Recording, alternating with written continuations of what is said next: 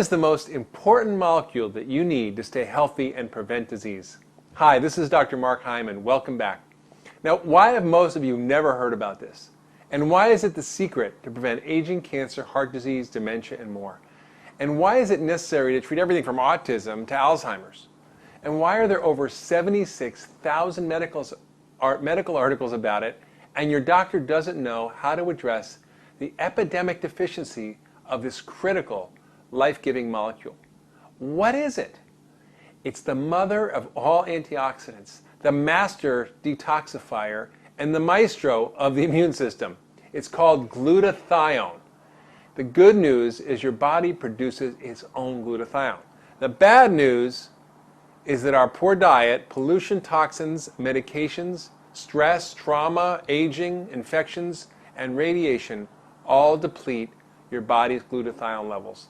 And this leaves you susceptible to unrestrained cell disintegration from oxidative stress and free radicals, to infections and cancer, and your liver gets overloaded, making it damaged and unable to do its job of detoxification. So, in treating chronically ill patients using functional medicine over the last 10 years, I have found that glutathione deficiency is found in nearly all of my very ill patients. Those who have chronic fatigue, heart disease, cancer, chronic infections, autoimmune diseases, diabetes, autism, Alzheimer's, Parkinson's, arthritis, asthma, kidney problems, liver disease, you name it. If you're very sick, you likely have a glutathione deficiency.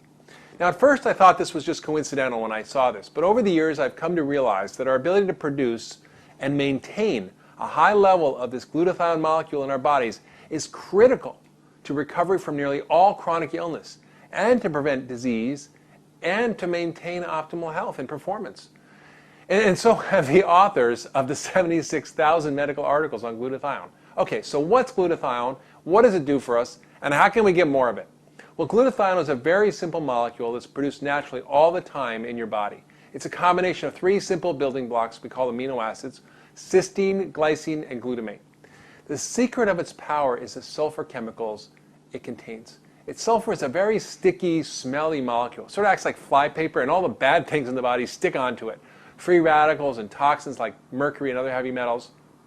Normally it's recycled in the body, except when the toxic load becomes too high, and that explains why we're in such trouble. In my practice, I test for the genes involved in glutathione metabolism, genes involved in producing the enzymes that allow the body to produce and recycle the glutathione. They have lots of names, GSTM1 and GSTP1 and so on.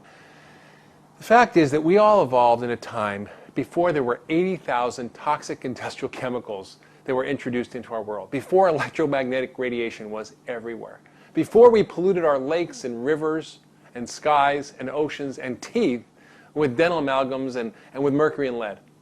And that's why we often got by with just a basic version of the genetic detoxification software that's encoded in their DNA. And it's sort of mediocre at getting rid of toxins in the body. We just really didn't need more. Who knew we would be poisoning ourselves and eating a processed, nutrition-depleted diet? That's why almost half of the population has a limited capacity to get rid of toxins. They're missing GSTM1 function. And nearly all my very sick patients, including me, which explains why I became mercury poisoned and why I suffer from chronic fatigue, are missing this particular gene. And that makes them the yellow canaries in the coal mine. And that may be up to 1/3 to 1/2 of our population who suffers from chronic disease. So why is glutathione so important? Well, it recycles all the antioxidants in the body. It helps us deal with free radicals. And dealing with free radicals is like handling a hot potato, right? The free radical gets passed around. It goes from vitamin C to vitamin E to lipoic acid, and then finally to glutathione, which cools it off and recycles the other antioxidants. And then the body can reduce or regenerate another protective glutathione molecule, and we're back in business. The problem occurs when we're overwhelmed with too much oxidative stress or too many toxins. Then glutathione becomes depleted, leading us towards some terrible illness. And we can no longer protect ourselves against free radicals or infections or cancer, and we can't get rid of toxins, and this leads to further accumulation and further illness. Glutathione is also critical in helping your immune system do its job of fighting infections and preventing cancer, and that's why studies show that it can help even in the treatment of AIDS. Glutathione is also the most critical and integral part of your detoxification system. all the toxins stick onto glutathione, which then carries it in the bile and the stool and out of our body. So that's great. And lastly, it helps us reach peak mental and physical functioning. And in fact, research has shown that raised glutathione levels actually decrease muscle damage, reduce recovery time, increase strength and endurance, and shift metabolism from fat production to muscle development. So if you're sick or old or just not in peak shape, you likely have glutathione deficiency. In fact, the top British medical journal, The Lancet, found that the highest glutathione levels were found in healthy young people, a little bit lower in healthy elderly, and lower still in the sick elderly, and the lowest of all was in the hospitalized sick elderly. So keeping yourself healthy, boosting your performance, preventing disease and aging will depend on keeping your glutathione levels high.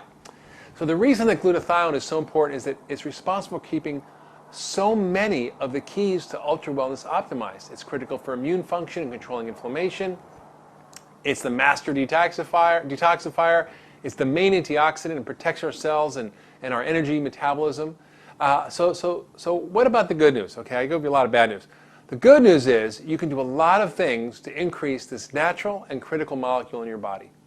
So you can eat glutathione boosting foods, you can exercise, and you can take glutathione boosting supplements. All right, so let's talk about what to eat. What should you eat if you want to boost glutathione? First, I want you to enjoy sulfur-containing foods. And the main ones are garlic and onions and the broccoli family, your cruciferous vegetables. Broccoli, kale, collards, cabbage, cauliflower, watercress, all these great foods that are full of powerful sulfur-containing molecules. Also, you can use bioactive whey protein. Remember Little Miss Muffet and her curds and whey, right? That clear liquid that comes off on the top of yogurt. This is the greatest source of cysteine and amino acid building blocks for glutathione synthesis. And I'm not a big fan of dairy, as you know, but there's an exception with a few warnings. The whey protein must be bioactive. It must be made from non-denatured proteins, which means the denatured protein is a breakdown of normal protein structure.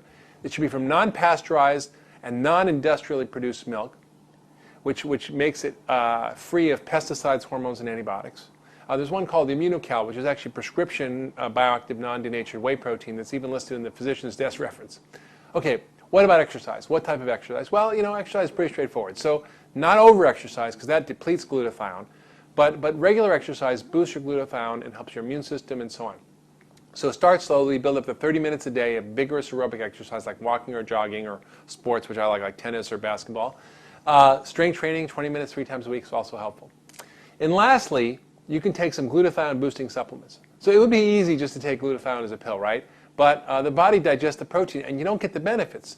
It also requires lots of different nutrients to support the production of glutathione in the body. So the main factors that involved need to be taken consistently to boost glutathione. That means every day I'm going to tell you about. First, besides taking your multivitamin fish oil, supporting my glutathione levels is the most important thing I do every day for my health.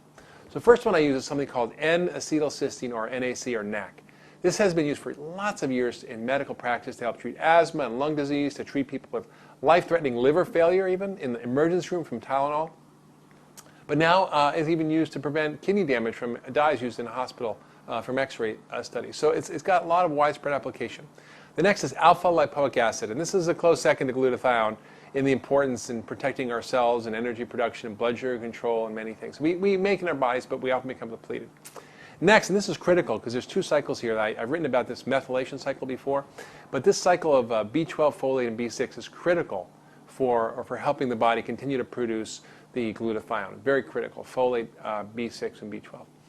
And lastly, we need selenium and the family of antioxidants and milk thistle, which is an herb, all of which can help boost glutathione levels. So remember, if you want to stay healthy and be ultra well, make sure your glutathione levels are up and functioning well. So thanks for listening to me today. This has been Dr. Mark Hyman, and I'll see you next time.